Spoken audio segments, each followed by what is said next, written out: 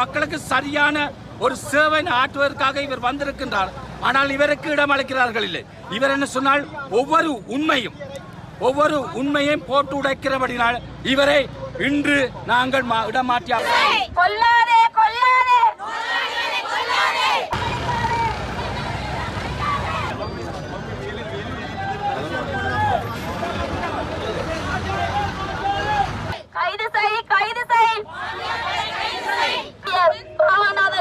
அவர்கள் மீண்டும் வைத்தியசாலையில் தொடர்ச்சியாக பணியாற்ற வேண்டும். அவர் இந்த வைத்தியசாலையை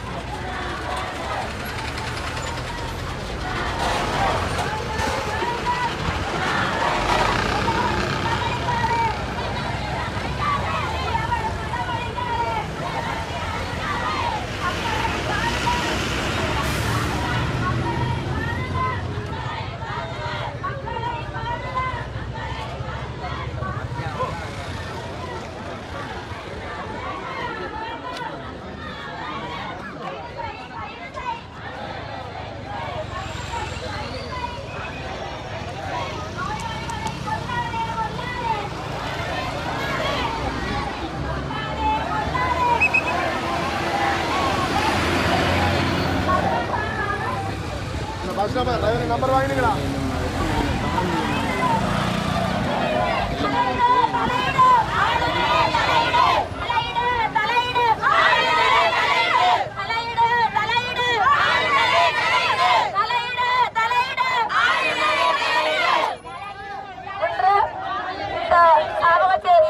வைத்தியசாலை முன்பாக மக்கள் அணிதிரண்டுள்ளார்கள். இன்று 20 நாட்களாக புதிய வைத்திய ஆட்சியர் ராமநாதன் அர்ச்சுனா அவர்கள் நியமிக்கப்பட்டுள்ளார். நியமிக்கப்பட்டதன் தொடர்ந்து இங்கு நடக்கின்ற சட்டவிரோத செயற்பாடுகளை அவர் கட்டுப்படுத்தி இருக்கின்றார். அவர் ஒரு நீதிமானாகத்தான் காணப்படுகின்றார். உண்மையில் நான் வந்திருப்பது பச்சிலைப்பள்ளி பழையில் இருந்து இவருக்கு ஆதரவு கொடுப்பதற்காக. நானும் வலையத்தளம் ஊடாக இவற்றை பார்த்துக் கொண்டிருக்கின்றேன். உண்மையில் மனவேதனை அளிக்கின்றது. தொடர்ச்சியாக வைத்தியசாலைகளில் வைத்திய தவறுகள் நடக்கின்றது. இதை சுட்டி கேட்பதற்கு யாரும் இல்லை. சென்ற வருடமும் கூட பழைய ஆதார வைத்தியசாலையில் எனக்கு சிகிச்சை மாறி வழங்கி நான் ஜனாதிபதி ஆளுநர் அவர்களிடம் கடிதம் போட்டிருந்தேன். இன்று வரை எனக்கு நீதி கிடைக்கவில்லை. இன்றும் நான் நோயாளியாகத்தான் இருக்கின்றேன். உண்மையில் இப்படி ஒரு வைத்தியருக்கு எதிராக போராட்டம் நடக்கின்றது என்பதை அறிந்துதான் நான் இந்த இடத்தில் வந்தேன். உண்மையாக மக்களுக்கு நீதி வேண்டும். நீதிமானாக இங்கே பணியாற்றி கொண்டிருக்கின்ற வைத்தியர் ராமநாதன் அர்ச்சுனா அவர்கள்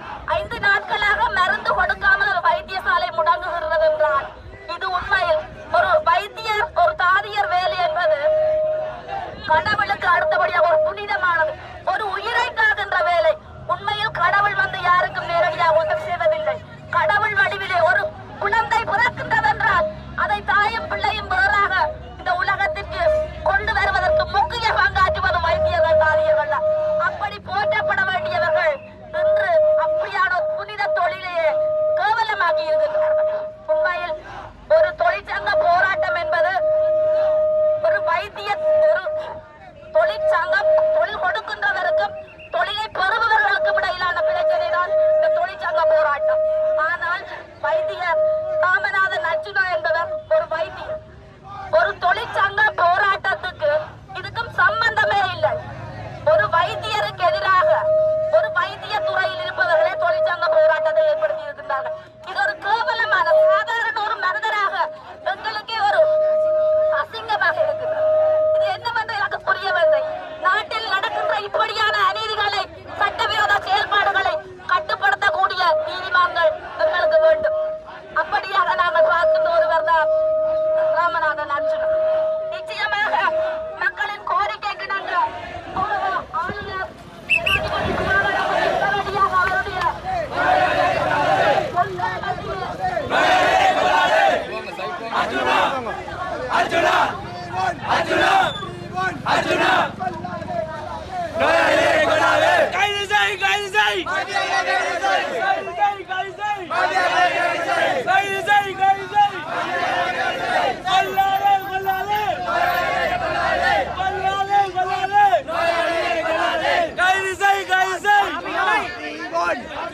கொல்லாதே கொல்லாதே பூட்டப்பட்ட நிலையில் இருக்குது. அன்றுதான் எல்லாரும் இன்றைக்கு நாங்கள் எல்லா மக்களும் இணைந்து அங்கே பார்க்கின்ற பொழுது எங்களுக்கு அங்கே அனுமதி தரவில்லை. நீங்கள் இந்த பிரதேசத்தை சேர்ந்த ஒருத்தராக இருக்கிறீர்கள். அதாவது இந்த கிராமத்திலே, அதாவது இந்த வைத்தியசாலையை உங்களுடைய தந்தையார் பணியாற்றிருக்கிறார். அதாவது இந்த சாவச்சேரி நகரத்திலே இருந்து அன்னளவாக 1 கிலோமீட்டர் தூரத்திலே உங்களுடைய இருப்பிடம் இருக்கிறது. சரி, அந்த வகையிலே அதாவது இந்த வைத்தியசாலையில் எவ்வாறான குறைபாடுகள் அல்லது நிறைபாடுகள் இருந்திருக்கின்றன என்று சொன்னால், இங்கே இருக்கின்ற குறைபாடுகள் எங்கே, அதாவது இந்த வைத்தியசாலைகளிலே முதல் இன்றைக்கும் ஒரு 40 வருஷத்துக்கு முதல் இருந்த வைத்திய அதிகாரிகள் சரி, வைத்தியர்களும் சரி, நல்ல அன்பானவர்களும் பண்பானவர்களும். இப்போ இடையிலே வந்த வைத்தியர்கள் அன்பானவர் பண்பானவர்களாக நடக்க இல்லை. இவர் வந்த பிற்பாடு உண்மையிலே வந்து 10 நாளைகளும் இவ்வளவு சேவை என்று சொன்னால், இவர் இருக்கின்ற வருடங்கள் எத்தனை சேவையை ஆற்றுவார். எங்களுடைய மக்களுக்கு சரியான ஒரு சேவை ஆற்றுவதற்காக இவர் வந்திருக்கின்றார். ஆனால் இவருக்கு இடம் அளிக்கிறார்கள் இல்லை. இவர் என்ன சொன்னால், ஒவ்வொரு உண்மையையும் போட்டு உடைக்கிறபடினால் இவரை இன்று நாங்கள் இடமாற்றி ஆகணும் சொல்லி சதித்திட்டம் தீட்டி இங்கே வந்திருக்கின்றார்கள் பெரிய வைத்திய அதிகாரிகள். ஆனா இப்ப எப்படியான திட்டங்களை வந்து மக்கள் பிரதிநிதிகள் என்று சொல்லி பேசுகிறார்கள். இவ்வளவு போராட்டம் நடந்து கொண்டிருக்கிறது. ஒரு மக்கள் பிரதிநிதியோ அல்லது இதுக்குரிய அதிகாரிகளோ வந்து ஏன் மக்களோடு பேசாம இருக்கிறார்கள்? இந்த டாக்டர் இன்றைக்கு இணையதளங்களில் விட்டது பொய்யாக இருந்தால், அது பொய் என்று சொன்னால் அதை நேரடியாக வந்து மக்களோட நிரூபியுங்க. ஏன் நீங்கள் பின்னடித்துக் கொண்டிருக்கிறீர்கள்? இந்த போராட்டம் ஏன் நீடிப்பார்? 14 வருஷமா இந்த சத்திரை சிகிச்சை நிலையம் கட்டப்பட்டுமான திறக்கப்படவில்லை.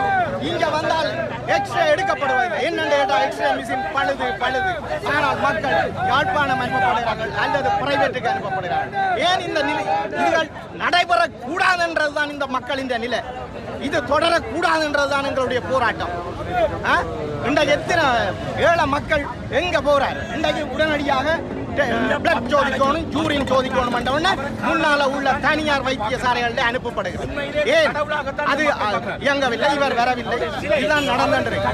எங்க டாக்டர்ஸ் எல்லாம் எங்க? இன்றைக்கு உண்மை நிலையை ஒரு டாக்டர் போட்டு உடைத்திருக்கிறார். அது உண்மை இல்லை என்று சொன்னால் எந்த பிரதிநிதிகளோ தகுந்த அதிகாரிகளோ நேரடியாக வந்து இந்த மக்களோடு ஏன் பேசுகிறார்கள்? இல்லை, இன்றைக்கு வேளையில் நாங்கள் எங்களுடைய மக்களோட வந்து நேற்றைக்கு நாங்கள் இந்த ஆர்ப்பாட்டம் 8 மணிக்கு தான் நடக்கிறதாக இருந்தது. என்னுடைய மக்கள் எல்லோரும் இளைஞர் அணியில் நேற்று ஒரு பதட்ட நிலை இங்கே உருவாகினது.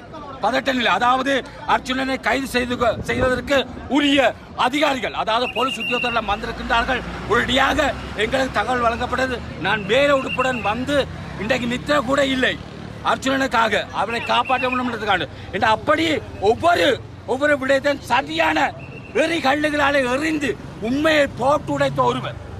அதை விட உண்மையில இப்ப இந்த ஒரு சில டாக்டர்மார் வந்து குழப்பத்தை